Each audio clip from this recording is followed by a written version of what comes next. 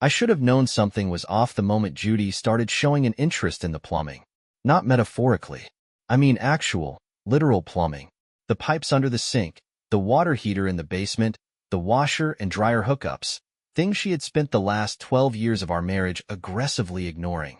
The woman still didn't know which way to turn a wrench, but suddenly, she was asking me about water pressure. "Do you think we should get the pipes checked?" she had asked one evening, completely unprompted. I had been sitting on the couch, minding my own business, watching a documentary about the history of escalators. Don't ask, it was just on. I glanced at her over my shoulder, fully expecting to see an alien wearing a Judy suit. "Pipes," I repeated. "Yeah, you know, the pipes. The tubes. The whole system." She gestured vaguely at the kitchen sink like it might jump up and explain itself. Judy had never used the words pipes or system in a sentence before. If something in the house broke, her solution was to stare at it until I fixed it, or until it caught fire. But now, here she was, casually tossing around phrases like water pressure and structural damage like she'd been moonlighting as a contractor behind my back. I narrowed my eyes. "Judy, is something wrong with the sink?"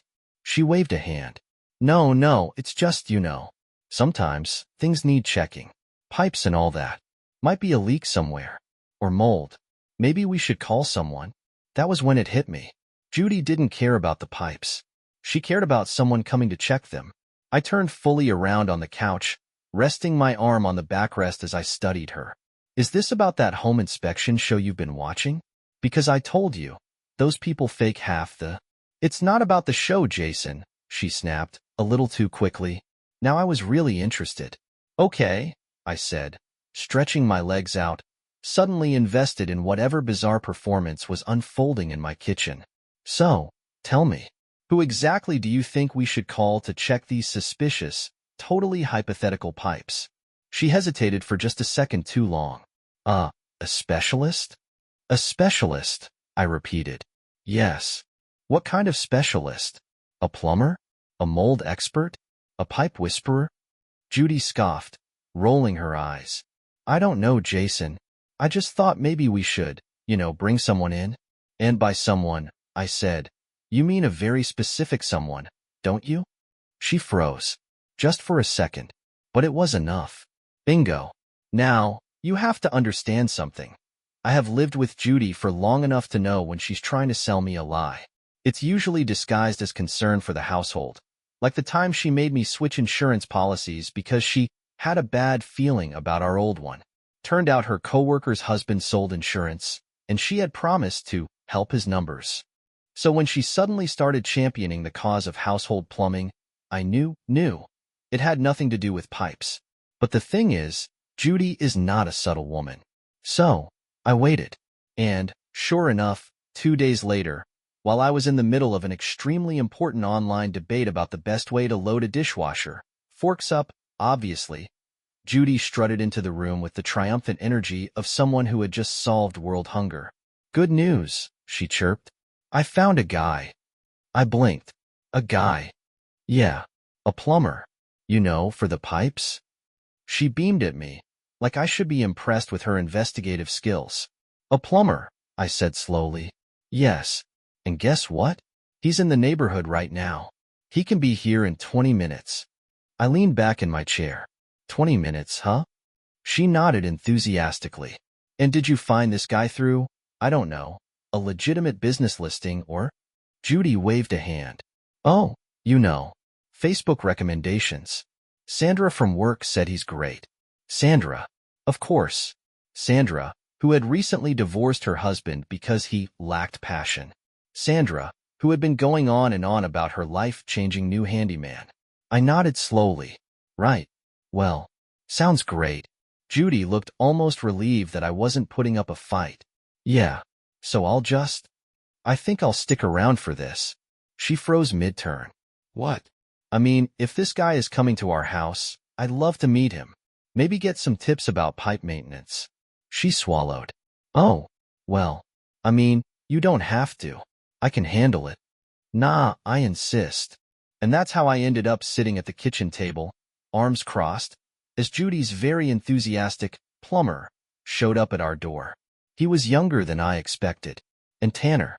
And well, he had the kind of hair that said I spend a lot of time making it look like I don't care about my hair.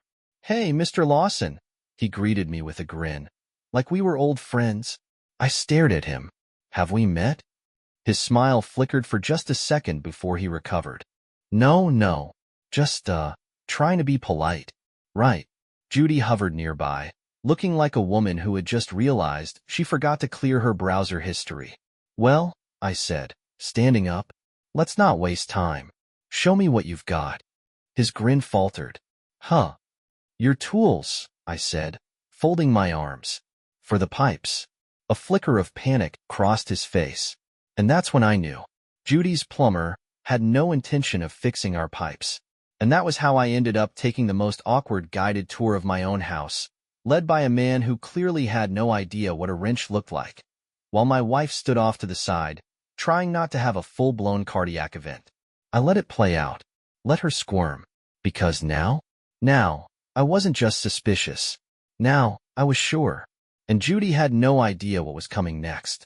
The plumber left 20 minutes later, which, considering he spent 10 of those pretending to inspect the outside of the house, was pretty generous. I watched from the window as he walked off, hands stuffed into his pockets like he wasn't just caught in the middle of the world's most unconvincing con job. The best part? He didn't even bring a toolbox. Not even a wrench for show. The guy just strolled in, glanced at our kitchen sink like it had personally offended him, and then delivered the most vague, time-wasting performance I had ever seen. I turned back to Judy, who was standing in the middle of the kitchen like a malfunctioning robot. "Well," I said, "I think that went well." She blinked. "What?"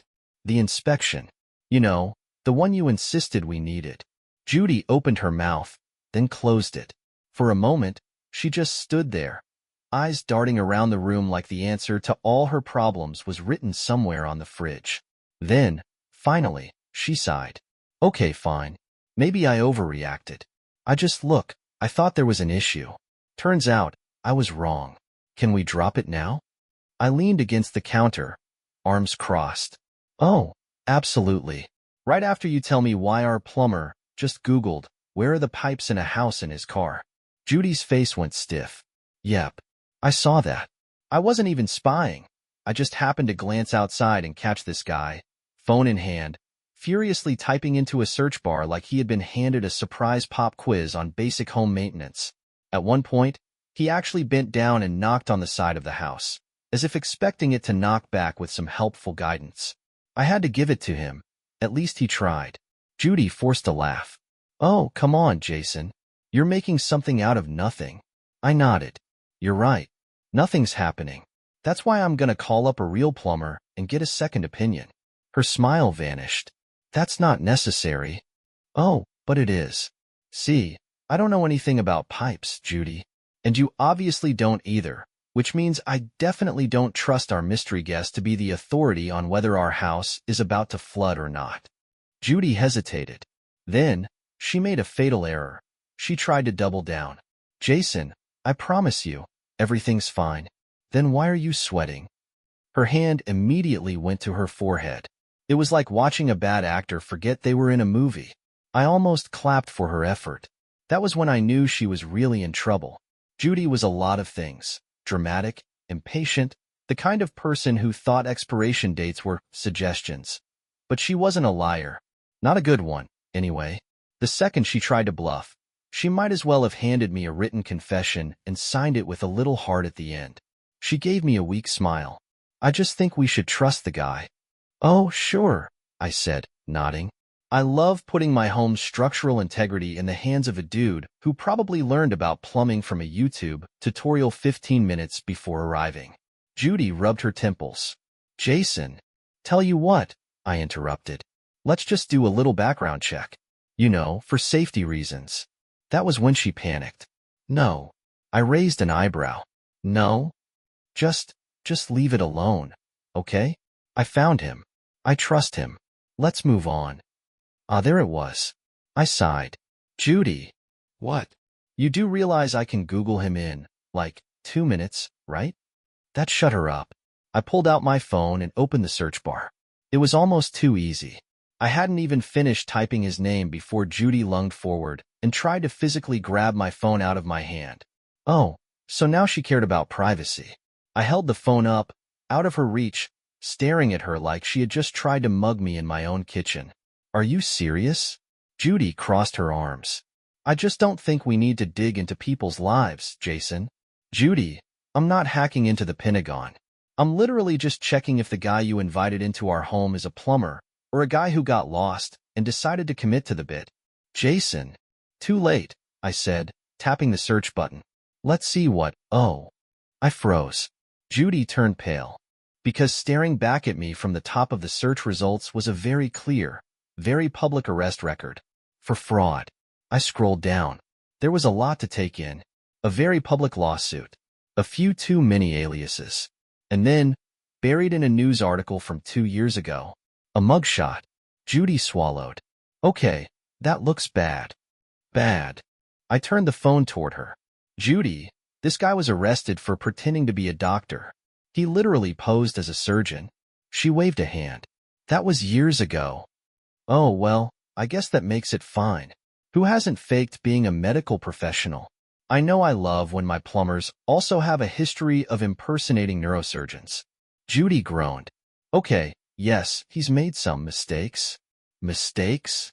I pointed to another line in the article. He performed appendectomies on real people who trusted him to be a real doctor. Judy bit her lip. Well, technically, that just means he's ambitious. I put my phone down and pinched the bridge of my nose. I'm losing my mind. I can explain. Judy, I can. I took a deep breath, fully preparing myself for whatever nonsense was about to come out of her mouth. Please, explain to me why a fake doctor/fake plumber just walked into our house, and why you suddenly started caring about pipes for the first time in your life. Judy was quiet for a moment. Then, she exhaled, shoulders slumping. Okay, she said finally. Maybe it wasn't about the pipes. I stared. And then, like a meteor hitting me at full speed, it clicked. It wasn't about the pipes. It was about him. She knew him. This wasn't some random scam artist. This wasn't Sandra's amazing recommendation. Judy knew exactly who he was. And that meant, oh, you have got to be kidding me. I sat down at the table, rubbing my face. Judy. Yeah. I looked up at her. How long have you been dating our plumber? Her face went red. Gotcha. And just like that, the game was over. Judy stood there, frozen like I had just caught her stuffing a stolen couch under her shirt. What? Yeah, I said, nodding. Let's go ahead and skip the whole playing stupid part and get straight to the part where you explain why you're having secret plumbing inspections with a guy who has a mugshot. Judy's mouth opened and closed like a broken fish. Then, she did what any guilty person would do. She tried to redirect. I can't believe you looked him up, Jason. I let out a laugh. Oh, yeah, I'm the problem here. Not the guy who went from pretending to be a doctor to pretending to be a plumber to, what, pretending to be your boyfriend. Judy's hands went to her hips, like she was about to launch into one of her classic, I'm actually the victim here speeches. But the problem with that strategy? It only works if the person you're lying to is a moron. Unfortunately for her, I still had working brain cells. So, instead of backing down, I just pointed to the chair. Sit. She hesitated. Judy. She sat. I folded my arms and leaned forward. All right, here's how this is gonna go. You're gonna explain, in great detail, how you went from being my wife to whatever weird plumbing-related thing is happening here. And you better start talking fast, because I swear, if I have to do my own detective work again, I'm billing you for emotional damages. Judy inhaled. Okay, it's not what you think. Oh, great, I said, clapping my hands. Case closed. Everyone go home. She shot me a glare. Jason, will you let me talk? By all means. I love hearing creative fiction. She sighed, rubbing her face like she was the one suffering. Fine. Yes, I know him. Knew that. We used to date. I blinked. Hold on. Back in high school, she clarified quickly, like that somehow made it better. It was nothing serious. We were kids. I stared at her. Judy, let me get this straight. You invited your high school boyfriend into our house, called him a plumber, and thought I wouldn't notice? I thought he was a plumber. Judy, I literally just proved that he isn't. She groaned. I didn't know that.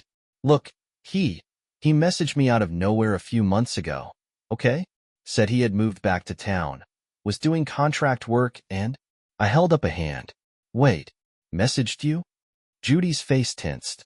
Oh, she was not expecting me to catch that. I sat back, tapping my fingers against the table.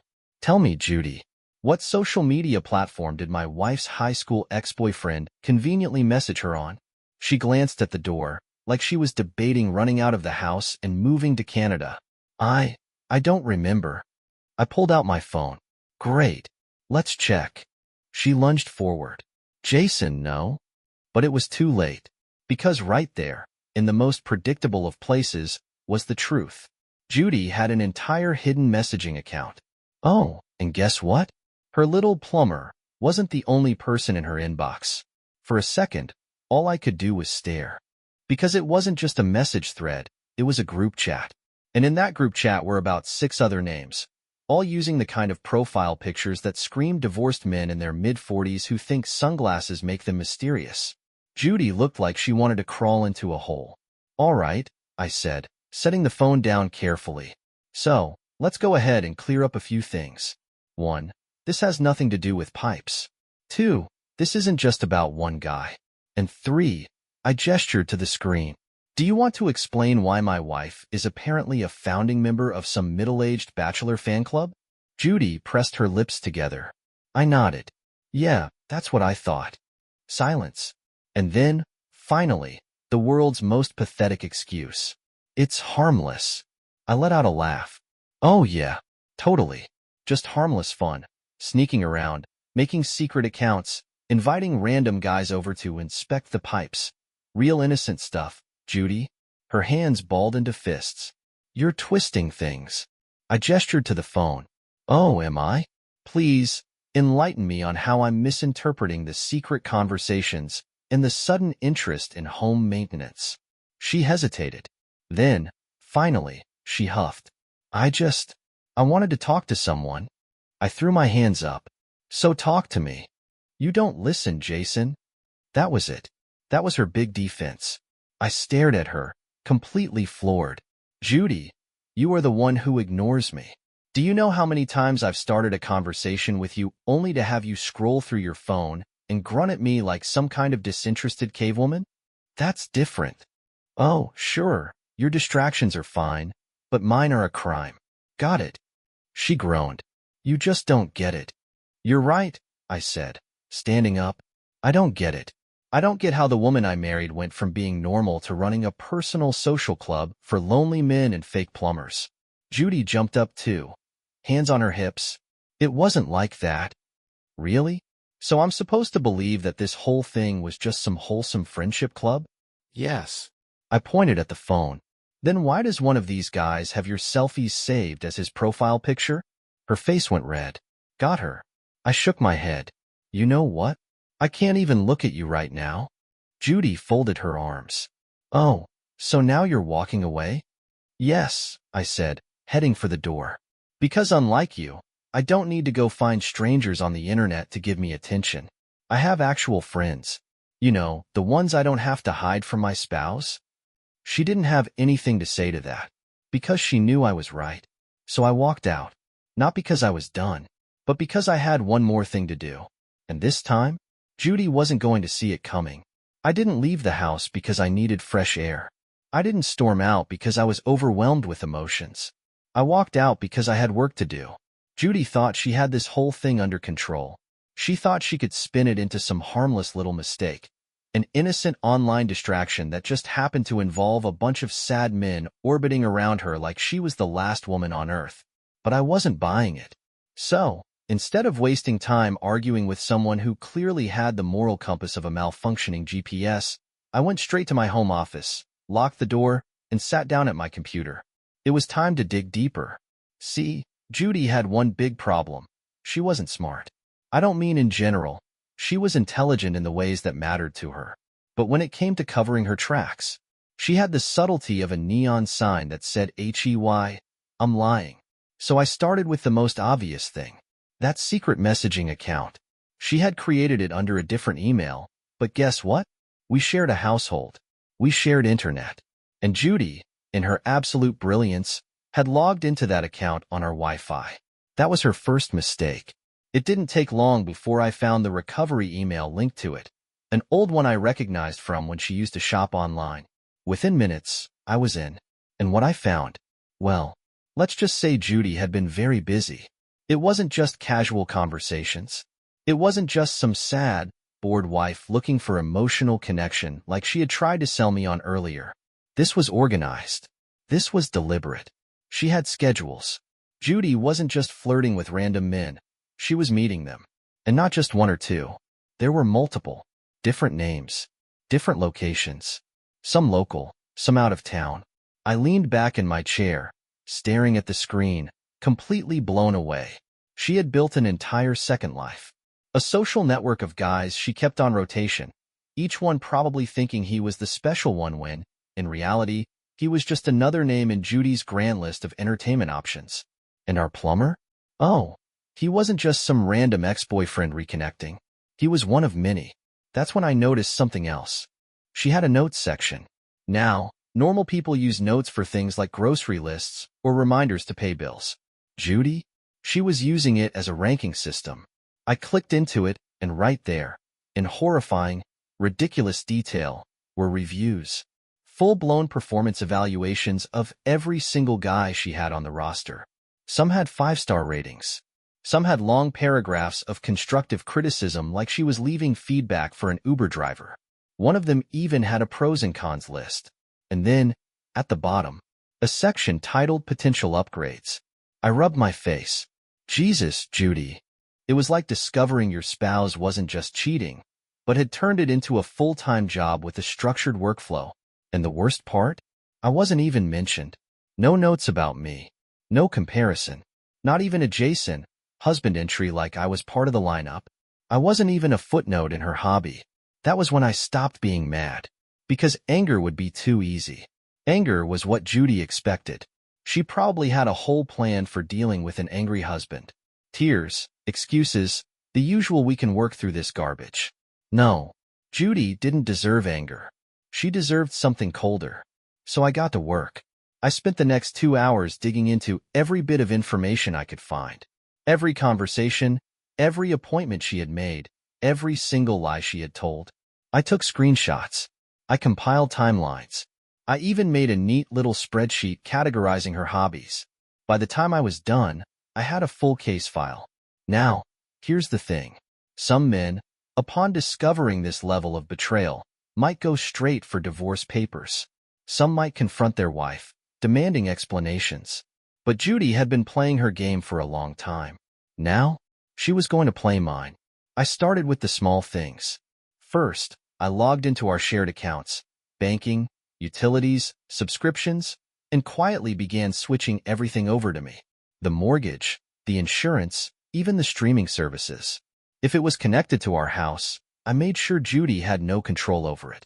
Next, I changed all the passwords, not just to things she knew about, but to everything. If Judy tried to log into anything, she'd find herself locked out. Then, I set up a little surprise. Using the notes I had gathered, I scheduled fake meetups with the men she had been talking to. Places that didn't exist. Addresses that led to empty parking lots. I even left a few messages from her, saying she needed to talk about something serious.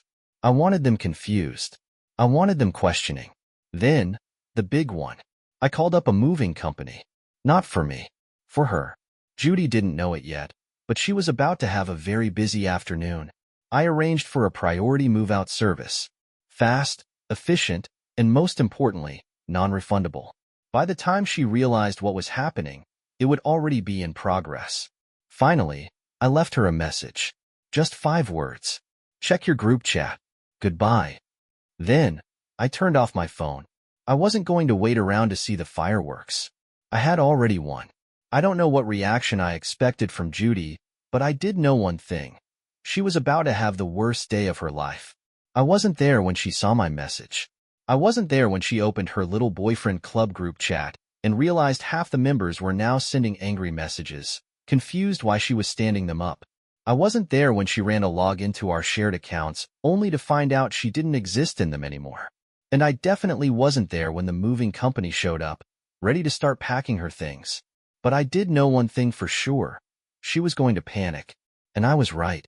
Roughly an hour after I sent my final message, my phone, which I had turned back on just to enjoy the show, began vibrating like it was possessed. Judy, calling, and calling, and calling. It was honestly impressive. By the time I looked at the screen, she had already left 7 missed calls and 3 voicemails. Then came the texts. Jason, what is happening? Why is all my stuff being packed up? Where are my bank accounts? What did you do? Answer me. That last one came in all caps, which told me she had officially hit meltdown mode. I sipped my coffee.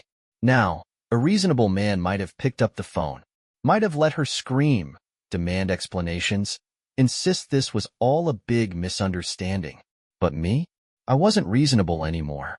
So, instead, I did what any man in my position would do. I waited until the messages hit double digits, then sent back a single reply. You seem stressed. Maybe you should talk to one of your other guys about it. And then I turned my phone off again. I don't know what she did after that. Maybe she paced the house, trying to figure out why her clothes were being boxed up and why our Wi-Fi suddenly had a new password. Maybe she checked her messages, trying to damage control the disaster unfolding in her inbox. Maybe she sat down and realized, for the first time in her life, that she had finally lost a game she thought she was winning. All I know is, by the time I returned home later that evening, things had escalated. I walked in to find Judy standing in the middle of the living room, surrounded by half-packed boxes and movers who looked like they desperately wished they had picked a different job that day. She whirled around as soon as she saw me, eyes wild. You think this is funny? I set my keys down. I don't know. Are you having fun? Judy marched up to me, pointing an accusatory finger. What did you do? I raised an eyebrow. Oh, I don't know, Judy. Maybe I got bored. Thought I'd explore other options. She let out a frustrated noise. You're being insane. You locked me out of our accounts. Our? I corrected. You mean mine. Since, I'm the only one actually using them for this marriage instead of running a small business out of my inbox. Judy's face twisted in frustration. You can't just kick me out of my own home. I crossed my arms. Can't I? She hesitated. Because, actually, I could. Judy wasn't on the mortgage. That had been a decision she made years ago when she insisted it wasn't necessary, since I was the one handling finances. Well, guess what? That meant, legally, the house was mine. And now that I had changed the locks, canceled her cards, and politely arranged for her belongings to be removed, Judy had exactly 2 options. Find somewhere else to stay. Try to argue with me, in front of an audience, and lose even harder. She chose option 2. You don't get to just erase me, Jason. I sighed, rubbing my temple. Judy, I am not erasing you. I am reorganizing my life. Without you in it. You're being dramatic. I gestured to the group chat still blowing up on my laptop screen. Oh, I'm the dramatic one? Not the woman who was managing men like a customer service hotline? Judy let out a sharp exhale. You don't understand. No, I cut in. You don't understand.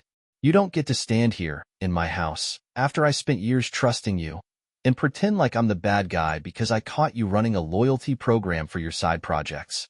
Judy's lips pressed together. I didn't do anything. Judy. She snapped her mouth shut. I took a deep breath.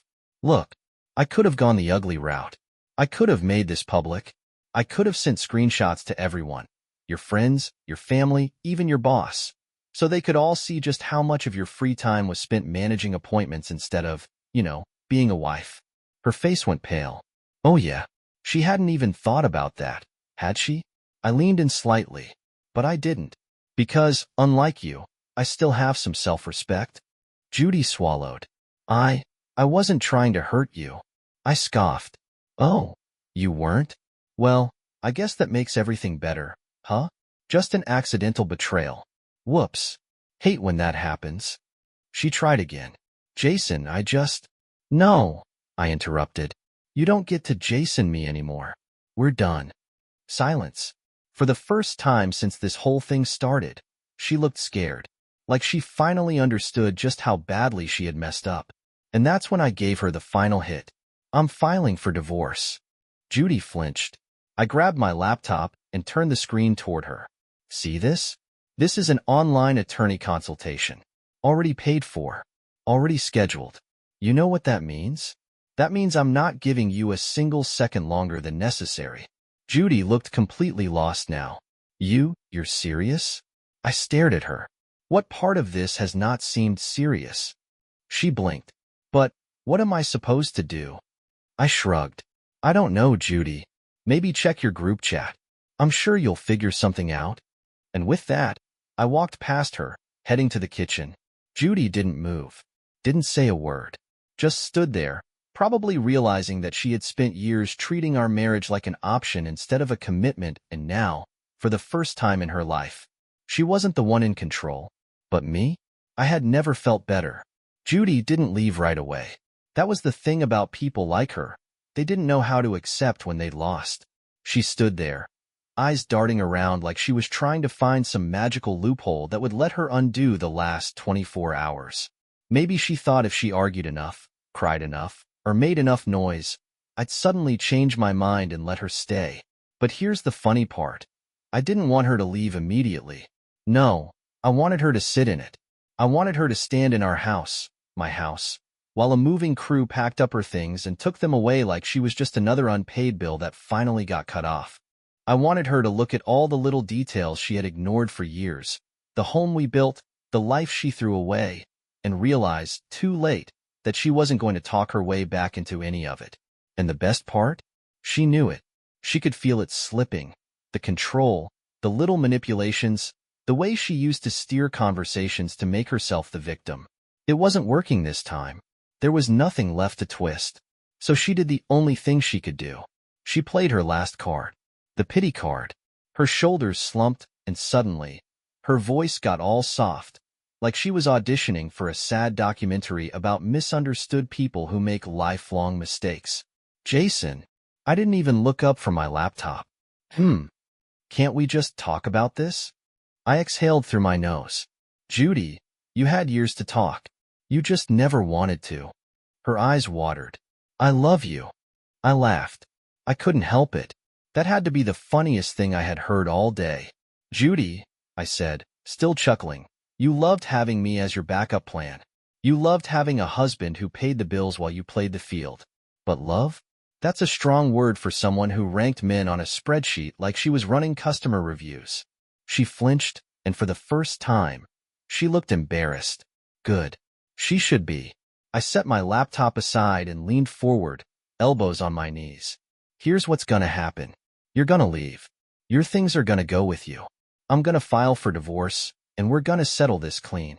No lawyers dragging it out. No emotional theatrics. Just a simple, easy ending to what was clearly an already dead marriage. Judy's hands balled into fists. You can't just throw me out. I can, I said, cutting her off. And I am. You don't get to cheat on someone, and then act shocked when they don't want to play house with you anymore. She took a deep breath, then tried again. Jason, please. No. She blinked. No pleases, I said, standing up. No second chances. No long speeches about how we can fix this. We can't, Judy, because I don't want to. Her bottom lip trembled, and for a second, I thought she might actually cry. But I knew better. This wasn't real sadness. This was realizing the consequences of her own actions. It wasn't me she was crying over. It was the life she lost. She turned away, arms crossed, staring at the half-packed boxes. Then, after a long silence, she muttered, So that's it, then? That's it. Judy exhaled, nodded to herself, then, without looking at me, walked toward the stairs. I didn't follow her. I didn't need to. She was going upstairs to collect whatever dignity she had left, make some calls, and figure out where she was sleeping tonight. Probably at a friend's house. Maybe one of her rotational options from her little club. Either way, it wasn't my problem. And I didn't feel bad. Not even a little. Not when the moving crew finished packing and left. Not when the locks were changed. Not when the final paperwork was filed and sent. Because Judy had already made her choices.